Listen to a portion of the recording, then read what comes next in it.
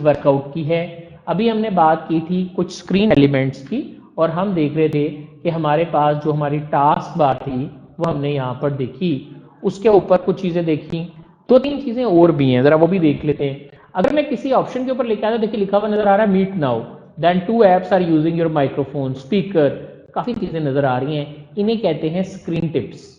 जबकि यहाँ आ जाए तो आपके प्रोग्राम थंबनेल्स की शक्ल में नजर आ रहे हैं। तो ये जो डब्बा आपको नजर आ रहा है, छोटा सा टीवी आपको, छोटा सा विंडो ब्लॉक नजर आ रही है, इसे कहते हैं थंबनेल्स। ठीक हो गया जी। तो ये दो चीजें और थी, हमने ये भी देख ली कि हमारे पास ये है। देन आप आगे चलते हैं, अब आते हैं उस फोल्डर की तरफ जो हमारा सबसे ज्यादा अहम फोल्डर है, उसे कहते हैं दिस पीसी। एक ऐसा फोल्डर जहां से हम अपनी वर्किंग को ऑन करते हैं, ये आपका दिस पीसी कहलाता है। ये वो फोल्डर है जिसके साथ एक्चुअली हमारा सारा कंप्यूटर जो है वो हम तक अपीयर होगा या हमें नजर आएगा। अब वो जो सारा सब कुछ हमें नजर आता है वो हमारा दिस पीसी है। तो जल्दी से ओपन करके देखते हैं कि दिस पीसी पे कैसे जाया जाता है। याद रखें किसी भी कंप्यूटर के अंदर क्या है ये मुझे यहां से पता चलेगा, दिस पीसी से। So I just double click on this, मैंने इस पर डबल क्लिक किया तो आपके पास ये कुछ इस तरह से खुल के आपके सामने आ गया। ठीक है जी। इसमें क्या क्या आ रहा है जरा जल्दी से देखते हैं। विंडो 10 पर बेसिकली 6 बुनियादी फोल्डर्स हैं। मैं डिटेल में नहीं जा रहा, अभी इसको मैंने बंद कर दिया। उसके नीचे आपको नजर आता है डिवाइसेस एंड ड्राइव्स। ये मेरे लिए इंपॉर्टेंट है। हमने कहा था कि जब हम कंप्यूटर पे काम करते हैं तो इसमें डाटा को सेव करने के लिए हम हार्ड डिस्क का इस्तेमाल करते हैं। हार्ड डिस्क के अंदर हमारे पास सी ड्राइव, डी ड्राइव और ई ड्राइव, ये एक ही हार्ड ड्राइव्स की मैंने पार्टीशंस बना के रखी हैं। सी ड्राइव के ऊपर ये नीली लाइन का मतलब, अच्छा आपके पास लुक फर्क हो सकती है, आप राइट क्लिक करेंगे व्यू में जाकर एक्स्ट्रा लार्ज आइकन्स या व्यू में जाकर लार्ज आइकन्स, या आप अपनी मर्जी से अपनी डेस्कटॉप पे क्लिक करके कंट्रोल पे होल्ड रखें और माउस का स्क्रॉल घुमाएं तो आपके पास जो है वो आपके आइकन्स जो हैं वो अपनी शेप्स को तब्दील करते हुए आपको नजर आएंगे। सो मुझे ये अच्छी लगती हैं तो मैंने ये सेटिंग कर ली। ठीक हो गया जी। जब ये आपने सेटिंग कर ली तो इसका मतलब क्या है, जरा इसको देखते हैं। देखिए यहाँ वो कह रहा है कि 83.2 GB फ्री है, यानी आपकी हार्ड ड्राइव का ये हिस्सा फ्री है और टोटल स्पेस कितनी है, 196 GB टोटल स्पेस है। ठीक, अब मैंने क्या किया, मेरे पास जो हार्ड डिस्क है ना वो सी ड्राइव से शुरू होती है और फिर ऑनवर्ड जितनी ड्राइव्स होती हैं वो आगे आती हैं, C D E and then so on, F G, C D ROM, floppy drive, सब आगे चलती हैं। These are called drives. जब मैं किसी ड्राइव को खोलता हूं तो मुझे इसके अंदर पीली पीली चीजें नजर आती हैं। ये जो पीली पीली चीजें आपको इसके अंदर नजर आ रही हैं हम इन्हें फोल्डर्स कहते हैं। फोल्डर को मैं ऐसे भी कह सकता हूं कि फोल्डर एक कंटेनर होता है जो कि फाइल्स और फोल्डर्स को कंटेन कर सकता है। तो आप देखें इसके अंदर फिर फोल्डर आ गए हैं। मैं इस पर राइट क्लिक करता हूं, ओपन कर लेता हूं, ऐसे आप ओपन कर लें या आप डबल क्लिक कर दें तो ये ओपन हो जाएगा। अब ये फोल्डर है जबकि ये फाइल्स हैं। आप फाइल पे क्लिक करेंगे तो फाइनल आउटपुट ओपन हो जाएगी। यहां आप देख सकते हैं कि आपके पास काफी ज्यादा फोल्डर्स और फाइल्स जो हैं मौजूद हैं। याद रहे यहां मुझे हर चीज ग्राफिक्स की शक्ल में नजर आ रही है। जब आपके पास चीजें ग्राफिक्स की शक्ल में होती हैं तो ऐसे इन्वायरमेंट को हम GUI इन्वायरमेंट कहते हैं, यानी ग्राफिकल यूजर इंटरफेस। हमारे पास एक इंटरफेस और होता है, उस इंटरफेस को हम टेक्स्ट बेस्ड इंटरफेस या डॉज कहते हैं। याद रखिएगा उसको ओपन करने के लिए आपने CMD टाइप करना है, आपके पास ये डॉज मॉड इस तरह से आ जाएगा।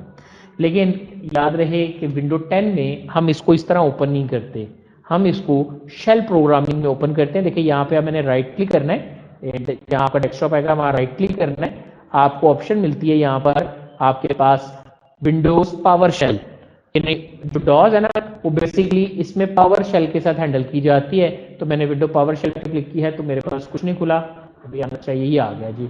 देखें ये वही बेसिकली कमांड प्रॉम्प्ट ही है, लेकिन इसको यहाँ पर विंडो 10 में पावर शेल का नाम दे दिया गया है। And each and every commands are same, यानी अगर आप यहाँ पर करते हैं कुछ इस तरह से तो आपके पास जो है वो वर्किंग जो है ये इसी तरह से आपको तमाम वर्किंग तमाम फंक्शनलिटी जो है वो प्रोवाइड करेगा जिस तरह डॉस परफॉर्म करती है। लेकिन इसमें थोड़ा सा ग्राफिकल फैक्टर जो है वो भी इन्वॉल्व हो जाता है और ग्राफिकल चीज़ें भी इन्वॉल्व हो जाती हैं। So I am not discussing, I just said कि ये जो इन्वायरमेंट मैंने यहाँ लिखा ये इन्वायरमेंट आपका टेक्स्ट इन्वायरमेंट है, इसे टेक्स्ट बेस्ड इंटरफेस कहते हैं। जबकि जो ये इन्वायरमेंट आपको नजर आ रहा है ये आपका GUI इन्वायरमेंट है, इसे ग्राफिकल यूजर इंटरफेस कहते हैं।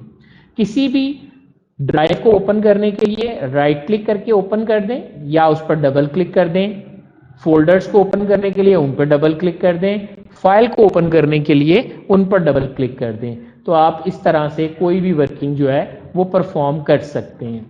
लेकिन मैं ना अपने पास जो मेरी ये जगह ना यहाँ पर कोई फोल्डर बनाना चाहता हूँ, so I just want to create a folder here. मैं यहाँ पर क्लिक करता हूँ, मैंने राइट क्लिक किया, न्यू में चला गया, न्यू में जाकर मैंने फोल्डर पे क्लिक कर दिया।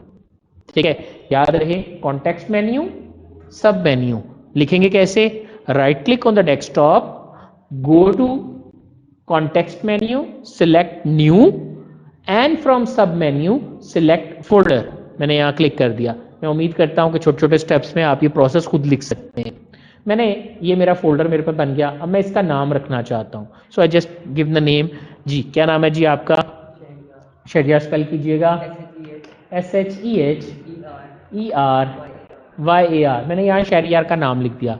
क्या लिखा गया है? नहीं, जब तक मैं एंटर नहीं करूंगा ये नाम कंफर्म नहीं होगा। तो मैंने एंटर किया, अब शहरियार का जो नाम है वो यहाँ पर लिखा हुआ आपको नजर आ रहा है। ये क्या बना है? फोल्डर।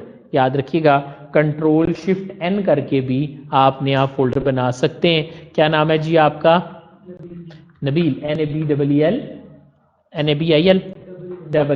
ओके जी, मैंने नबील का नाम लिखा, I press enter and you will see that we have 2 folders now. Ctrl+Shift+N इनकी मदद से आप अपने पास नए फोल्डर बना सकते हैं। लेकिन ना मैं नहीं चाहता ये दोनों फोल्डर, मैंने इन दोनों फोल्डर्स को सिलेक्ट किया, देखें माउस के साथ आपने इसके ऊपर मूव किया तो ये सिलेक्ट हो गया।